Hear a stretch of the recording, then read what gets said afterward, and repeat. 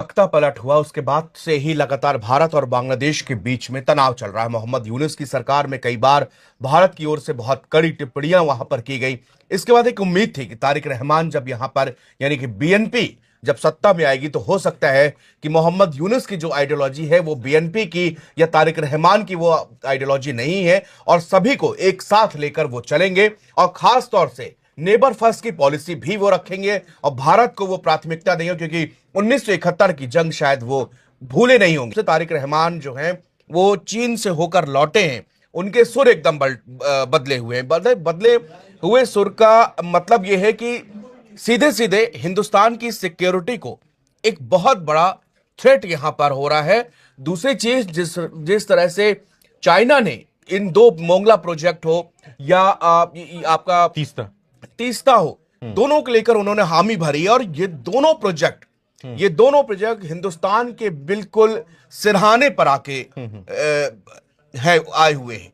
तो अब ऐसी स्थिति में मतलब क्या लग रहा है आपको कि बांग्लादेश ऐसा क्यों कर रहा है, या बांग्लादेश नहीं कर रहा, कोई दूसरा ऐसा है वो करा रहा है, या इसके पीछे यूएस का प्लानिंग है? पाकिस्तान पिछले 1 सालों से लगातार वहां के आईएसआई चीफ बांग्लादेश पाए जाते हैं। कुछ अरसे से सोशल मीडिया मुख्तलिफ तबसरों में ये दावा किया जा रहा है कि पाकिस्तान भारत से अपने हिसाब बराबर करने की कोशिश करेगा, जबकि बाद लोग ये भी कहते हैं कि बांग्लादेश पाकिस्तान के साथ ताल्लुकात बेहतर बनाने की तरफ बढ़ रहा है। इसी तरह ये दावा भी गर्दिश में है कि पाकिस्तान की खुफिया एजेंसी एक तवील अरसे से भारत के खिलाफ कोई बड़ी हिकमत अमली तैयार कर रही है। ये हकीकत है कि पाकिस्तान और भारत के दरमियान इख्तलाफ कई दहाइयों से मौजूद है, जिनमें कश्मीर, सरहदी कशीदगी और बाहमी इत्तेमाद की कमी शामिल है। दोनों ममालिक वक्तन फवक्तन सख्त बयानात भी देते रहते हैं, लेकिन इसके साथ सफारती राब्ते और बैनुल अक़वामी दबाव भी अहम किरदार अदा करते हैं। ताहम कशीदगी मज़ीद ना बढ़ाएं। जहाँ तक बांग्लादेश का तल्लक है, वो अपनी खारजा पॉलिसी अपने कौमी मफादात के मुताबिक तरतीब देता है। बांग्लादेश पाकिस्तान, भारत, चीन और दीगर ममालिक के साथ मुख्तलिफ शोबों में ताल्लुकात रखता है। कि कुछ एक जो इंटेलिजेंस है कि वहां पर जो एयर फाइटर है, कुछ विशेष एयर फाइटर, उनको एक गुप्त जगह पे ट्रेनिंग भी दी जा रही है बांग्लादेश के अंदर। पाकिस्तान आवाजाही लगातार, ये सब भारत के लिए बहुत बड़ा खतरा है। साफ तौर पर भारत के लिए बहुत बड़ा खतरा है। और जो कि जैसा आपने जिक्र किया कि जब बीएनपी की सरकार आई, तारिक रहमान प्रधानमंत्री बने, तो एक सवाल सबसे बड़ा था। सवाल ये नहीं था कि आगामी बांग्लादेश की सरकार भारत के साथ कैसे संबंध रखेगी। सवाल ये इस दिशा से तय हो रहा था कि बांग्लादेश की आगामी सरकार यानी तारिक रहमान एज अ प्रधानमंत्री, एज अ पीएम, वो चीन के पाले में खड़े हो दिखाई देंगे या फिर अमेरिका के पाले में हो जाएंगे। अब ये जो दौरा उन्होंने किया, देखिए, सबसे पहले वो मलेशिया के दौरे पर गए, उसके बाद वो चीन के दौरे पर गए और वहां उन्होंने जाकर जो बड़े समझौते किए हैं, ये स्टेब्लिश कर दिया है उन्होंने कि हम अमेरिका की सरपरस्ती में नहीं बल्कि हम ज्यादा सेफ चीन के साथ रहते हैं। और आपने जैसा जिक्र किया कि भाई अमेरिका की शहर पर हो रहा है या फिर कौन करा रहा है, चूंकि ये मान लीजिए आप, बांग्लादेश की जो भौगोलिक स्थिति है, चाइना सी पर रणनीतिक महत्व उसका हो जाता है, तो अमेरिका और चीन, उनमें से एक बांग्लादेश को चुनना होगा। उसने चाइना को यहां पर चुन लिया है। बात अब आएगी, बांग्लादेश क्या हमारे लिए दूसरा पाकिस्तान बन रहा है? साफ तौर पर बांग्लादेश हमारे लिए दूसरा पाकिस्तान बन रहा है। और चाहे बांग्लादेश अमेरिका के खेमे में जाता या चाइना के खेमे में, वो आ चुका है। फायदा दोनों लिहाज से पाकिस्तान का है भारत के खिलाफ बांग्लादेश को इस्तेमाल करने का।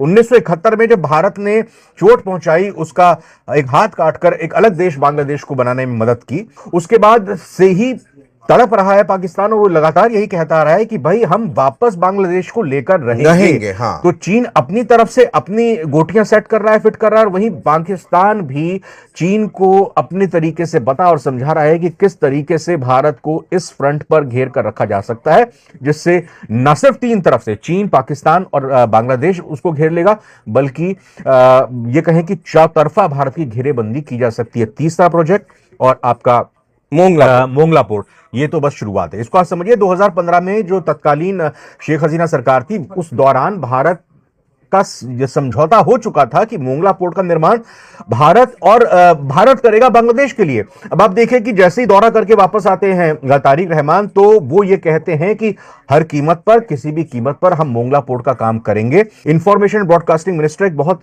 इंपॉर्टेंट होता है, मतलब वो देश की आवाज एक तरह से कहें कि है। उन्होंने भी ये कहा कि भाई किसी को क्यों दिक्कत, क्या किस तरह की दिक्कत, अगर कोई दिक्कत हो रही है तो फिर इसमें हम कुछ नहीं कर सकते, बांग्लादेश जो चाहेगा वैसा करेगा। उन्होंने तो यहां तक कहा कि हम अपना पोर्ट भी बनाएंगे, चीन की मदद से करेंगे, क्योंकि चीन के पास फंड्स हैं, चीन के पास वो पूरी की पूरी टेक्नोलॉजी है। यानी कि वो भारत को ये जताना चाहे कि भारत के बस की ये बात नहीं थी। दूसरी तरफ वो ये भी कह रहे हैं कि जो 53 नदियां हैं, तीस्ता नदी और गंगा नदी से इतर जिनका पानी, जिनका हक बांग्लादेश के लिए आता है, हम अंतर्राष्ट्रीय फोरम पर इस मसले को उठाएंगे। यानी कि ये शुरुआत है बांग्लादेश की तरफ से, जो भारत को घेरने के लिए एक तरह से कहें कि बांग्लादेश के जरिए हो चुकी है। चीन और पाकिस्तान ने बांग्लादेश के कंधे पर बंदूक, दोनों ही कंधों पर बंदूक रख दी है। क्या इसी दिन के लिए तख्ता पलट किया गया था? यही सब करने की एक प्लानिंग थी, और जो अब तो कोई छिपी बात नहीं है कि तख्ता पलट के पीछे कौन साजिशें थी, किनके हाथ थे, कैसे बांग्लादेश में शेख हसीना को गिराया गया। शेख हसीना अमेरिका के पाले पर नहीं जा रही थी, बार बार उन्होंने मना किया, और उन्होंने एक लाइन बोली थी, उन्होंने कहा कि जो मेरा पड़ोसी है उसकी सुरक्षा करना भी एक अच्छे पड़ोसी का कर्तव्य होता है। अगर आज हम कुछ ऐसी स्थितियां करें जो बांग्लादेश के लिए थ्रेट बने आगे चल के, तो वो चीजें गलत है। आज बांग्लादेश भारत के मुहाने पर बैठा रहा है एक ऐसे दुश्मन को जिसकी नजर अरुणाचल से लेकर गलवान से लेकर सभी जगह है, और वो दोस्त यहाँ, वो आदमी, वो व्यक्ति हमारे 80 किलोमीटर बैठ के हमारी सारी इंडियन नेवी की चीजें, हमारी सारी ऑपरेशंस हैं, या हमारी कुछ अपनी सिक्योरिटी की चीजें हैं, वो सब वहां से बहुत आसानी से देख सकता है। उसके स्पाई बहुत इजीली यहां पर इंटर करा सकता है, या किसी भी तरह हिंदुस्तान की सिक्योरिटी, इंटरनल सिक्योरिटी का ये मैटर है। लेकिन आज इसी सोच को खत्म करने के लिए एक प्रॉपर तरीके से बंगाल के अंदर, बांग्लादेश के अंदर प्लानिंग की जा रही है। सोच तो बांग्लादेश में तभी खत्म हो गई थी जब शेख मुजीबुर रहमान की जो स्टैचू थी उसको गिरा दिया गया। सर, वहां से सोच खत्म नहीं हुई थी।